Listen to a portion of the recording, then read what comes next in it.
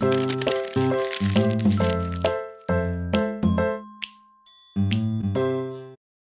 is Leanne, and here is what's trending now.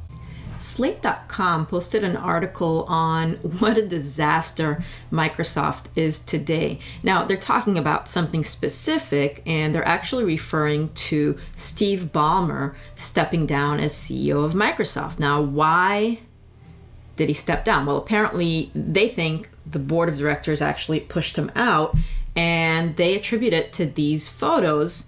Here's one from the Microsoft store during lunchtime, and it says, "This is not a trick of the camera. There were 0 shoppers in the store at noon on a Sunday in December at peak retail shopping season." And then they compare it to the Apple store, which, if you haven't been into an Apple store recently, it's hard to move around. I actually bring my son in there, and I make sure to leave the stroller in the car because it is absolutely impossible to get through anywhere there. It's crowded, like they say. So, they're saying that Microsoft still enjoys online retail, but really their stores aren't doing what they need to do, which brings up a couple of interesting points. Like, should Microsoft even have retail stores? I remember long ago Sony having a store and that being very busy and that really being in competition with the Apple store. But maybe there's not really a need for a Microsoft store. It's not such a niche product, if you will.